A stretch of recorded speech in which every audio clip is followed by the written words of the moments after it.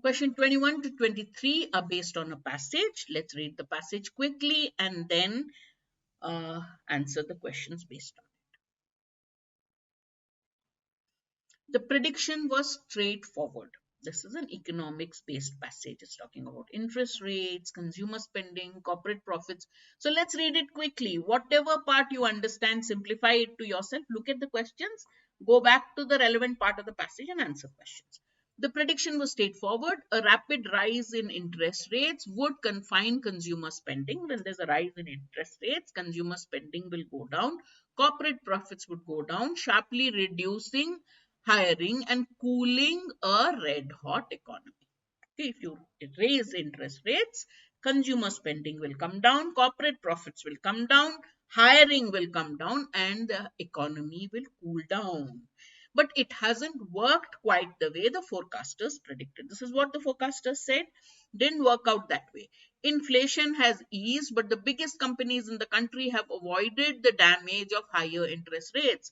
With earnings picking up again, companies continue to hire, giving the economy and the stock market a boost that few predicted when the Fed began raising interest rates nearly 2 years ago. All right.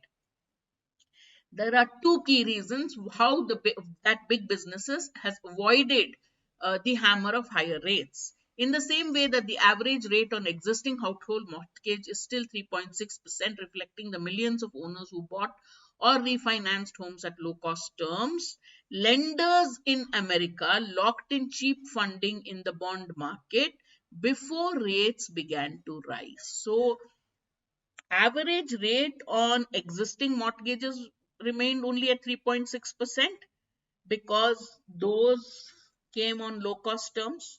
Similarly, leaders in corporate America who had borrowed, okay, before the rates began to rise. That is how they managed to avoid the higher interest rates and the consequences. Also, as the Fed pushed rates above 5% from near zero at the start of 2022, chief financial officers at those businesses began to shuffle surplus cash into investments that generated a higher level of interest income. That's the other thing they did. That could soon change. While many small businesses and some risky corporate borrowers have already seen interest costs rise, the biggest companies will see a sharp rise in borrowing costs in the years ahead if the interest rates don't start to decline. That's because a wave of debt is coming due in the corporate bond and loan markets over the next 2 years. Firms are likely to have to refinance their borrowing at higher rates. So that will change because now older rates will not apply. They'll have to refinance their borrowings at higher rates. The junk bond market faces a refinancing wall. Roughly a third of the 1.3 trillion debt issued by companies in the so-called junk bond market, where the riskiest borrowers finance their operation, comes due in the next 3 years. Now, in the junk bond market, where a lot of people who want to take risks, the riskiest borrowers finance their operations, is also coming due in the next 3 years. Credit analysts and investors acknowledge that they are uncertain whether the eventual damage will be containable or enough to exacerbate a downturn in the economy. Now, credit analysts say when this happens, they don't know whether it will be contained or whether it will uh, worsen the economic downturn. The severity of the impact will largely depend on how long interest rates remain elevated or remain high. All right, quickly let's look at the options. Questions.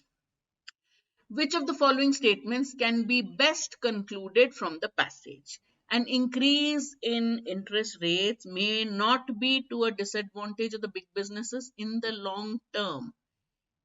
The short term, they managed to get over it, but he didn't say anything about the long term.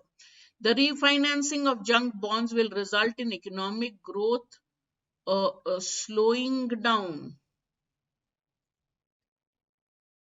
Economic downturn exacerbated. The economic outlook is generally unpredictable and uncertain. We don't know what's going to happen. That is the best conclusion to draw. Okay, so the answer is C. 22.